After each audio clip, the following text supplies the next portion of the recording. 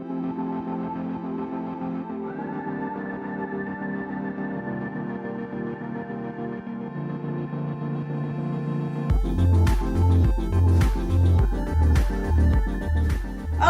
Estamos começando mais uma edição do programa Rádio Web Entrevista.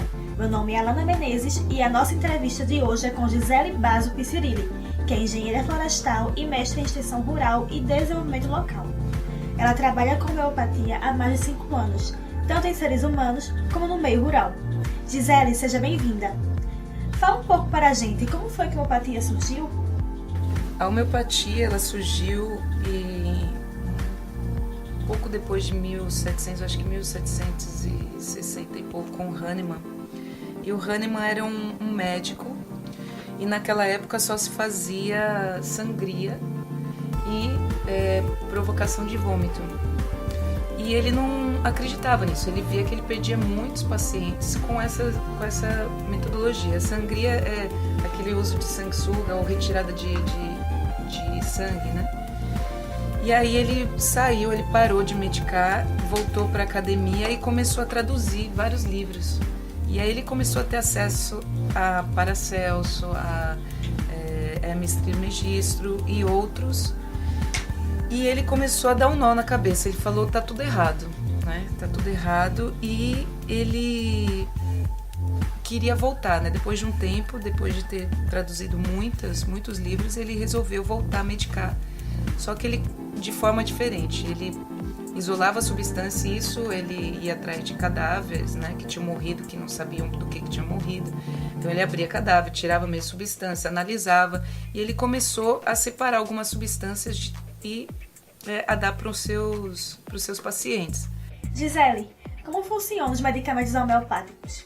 Existe algum tipo de efeito colateral? O medicamento homeopático ele trabalha levando o sistema ao equilíbrio, certo? Então não existe efeito colateral da homeopatia. Se você tem apresentar alguma patogenesia, você para de tomar o remédio, que não tem efeito colateral. Porque a ideia é essa, é vibração. Então o medicamento tem uma vibração tal que em contato com o organismo que está em outra vibração, ele vai fazer essa vibração aumentar. Por isso que é uma terapia quântica. E a física quântica hoje explica a homeopatia. Você falou que os medicamentos homeopáticos buscam levar o corpo ao equilíbrio.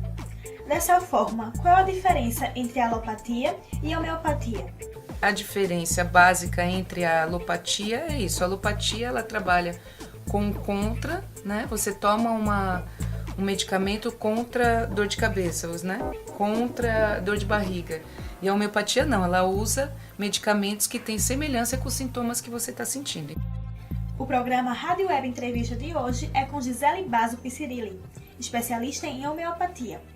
Gisele, quais as vantagens então de se utilizar tratamentos homeopáticos ao invés dos tradicionais?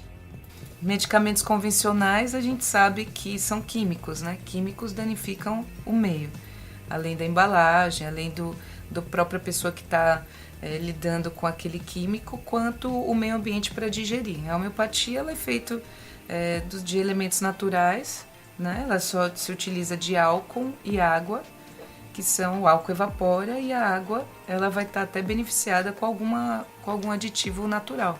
Então ela não tem problema com o meio, pelo contrário, né?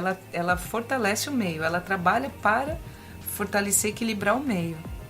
Já os insumos químicos a gente já sabe de toda a problemática, né? E assim, tem experimentos não só no Brasil como no mundo inteiro com homeopatia. Você encontra textos acadêmicos e experimentações que comprovam o uso, né, benéfico da homeopatia.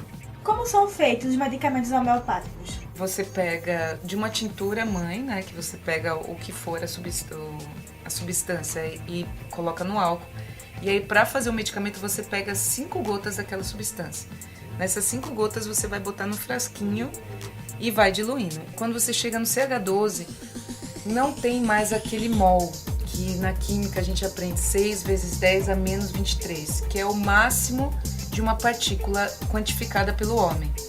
A partir daí, é física quântica, certo? Não se explica através da matéria. Então, assim, o que acontece? A informação ela é guardada no álcool e na água. O hidrogênio grava informação. Por isso que se explica, por exemplo, a gente está aqui, descobre uma coisa numa universidade, isso ao longo da história já ouvimos falar muito disso. Você está trabalhando num grande evento num lado do planeta, no outro lado tem uma figura desenvolvendo, isso antes da internet. Então por quê? Porque a informação está no ar. A partir do momento que a gente fala, ela vai para o ar. E esse ar, ele carrega a informação. Então é isso que a gente faz o álcool e a água carregar, o hidrogênio carregar a informação, certo? Então a partir do CH12, e a gente trabalha até o CH12, quando a gente tem, por exemplo, uma infestação de carrapato e a gente precisa cuidar rapidamente, senão o bicho vai morrer, a gente usa uma dose bem baixa que ainda tem, digamos, matéria ali. Agora, quando a gente tem que sutilizar o tratamento, né, e trabalhar com outras esferas, emocional, né, mental, a gente não precisa da matéria, a gente precisa daquela informação da matéria. É comum a gente ouvir sobre homeopatia voltada para os seres humanos. Mas o que você quer dizer quando usa o termo organismos vivos?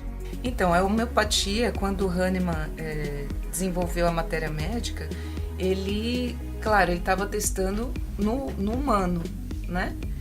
Agora, a partir daí, com vários, nós temos vários outros, até médicos, né, que desenvolveram novas visões, até novos conceitos, como a energia da força vital.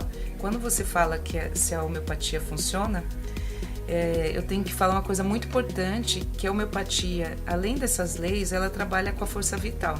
Quando ela fala de energia vital, força vital, o que significa isso?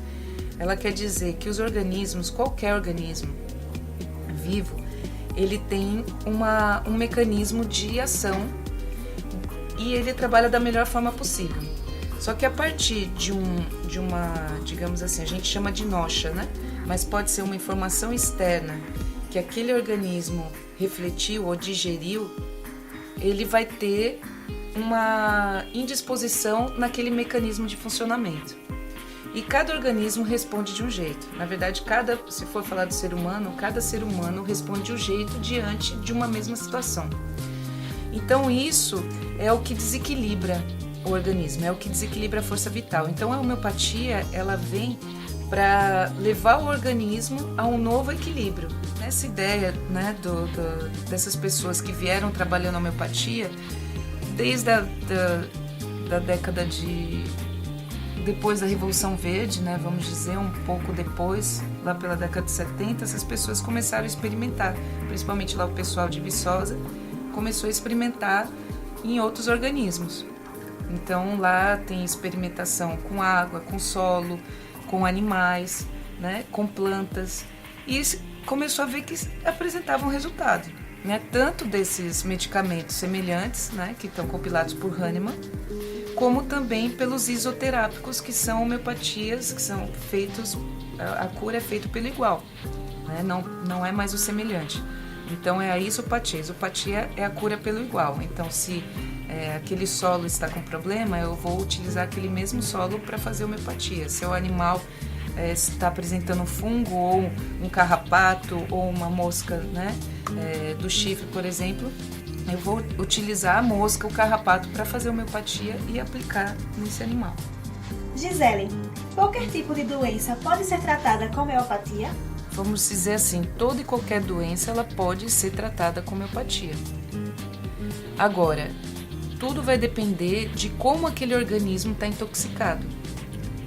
E a gente considera um organismo de 40, 50 anos usando um alopático ou um solo com químico, usando químico há décadas, eles estão intoxicados. Então eles vão demorar um pouco mais para responder ao medicamento homeopático, que é outra lenda, né? Que se fala, mas a homeopatia demora muito para tratar.